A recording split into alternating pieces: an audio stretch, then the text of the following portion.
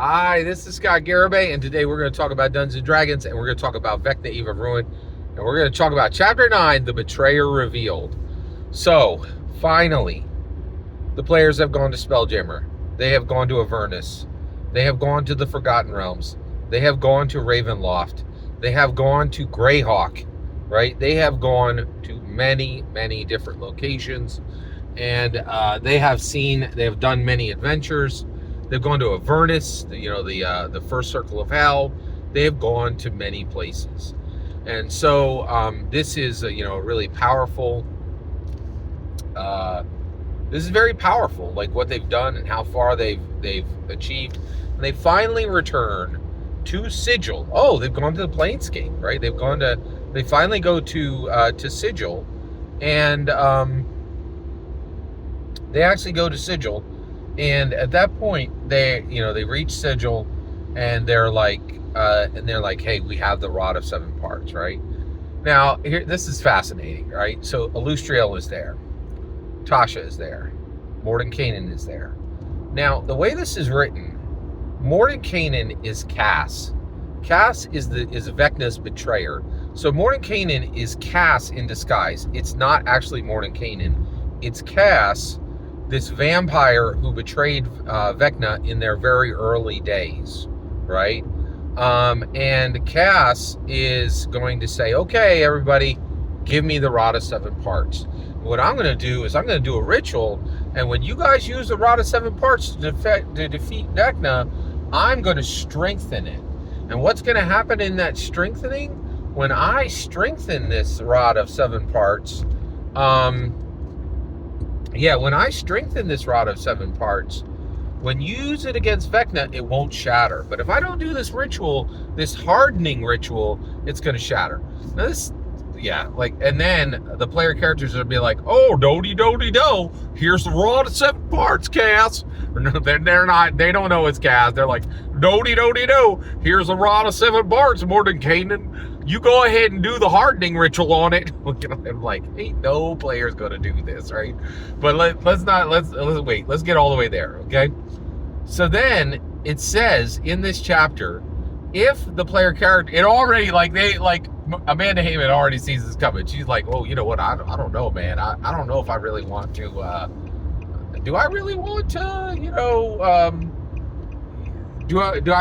Are these players really going to want to give this thing that they worked so hard to get back up? Right? And she's like, there's a good chance they won't. So if they say, nah, listen, y'all do your preps, right? We're ready to go against Vecna when we're ready. Then, we'll hold on to the Rod of Seven Parts. You guys do your preparation. We think this thing's going to be fine when we fight Vecna.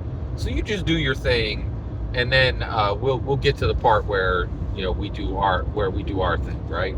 We'll keep the Rod of Seven Parts, right? It specifically says that Alustriel and Tasha will then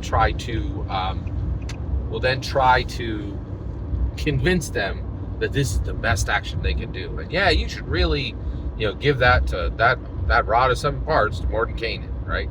Now, I'm going to say here, we're all the way into Chapter 9. We're very close to the end of Vecna, Eve of Ruin.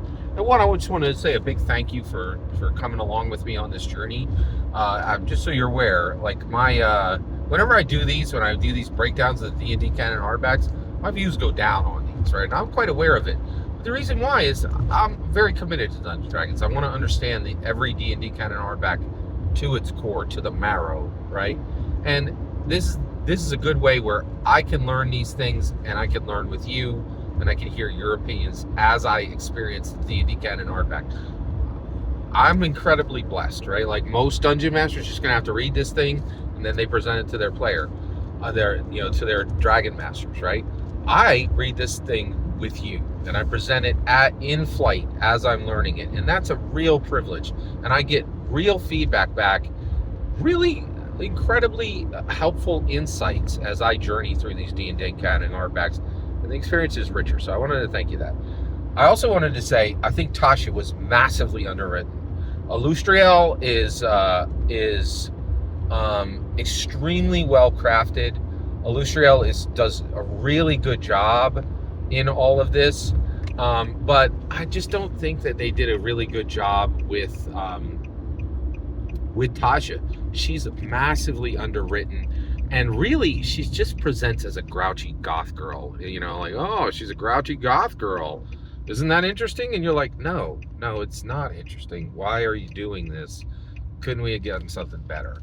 Right? And so I do think Tasha was underwritten in this, personally. Illustriel was fantastically presented. And we're going to talk in a future video about Mordenkainen and this cast, like he's Mordenkainen in his cast. All right. So we finally get to the point where they get back to Sigil on Planescape and the Sigil Sanctum of Illustriel, and Mordenkainen's like, give me the Rod of Seven Bards, please. That's where we're at, Chapter 9. Every single word you just heard is the best parts of Chapter 9, in my humble opinion. The important word is when I get to hear your humble opinion when you get in the comments and send your traffic. Please consider liking and subscribing, and have a fetch millennium.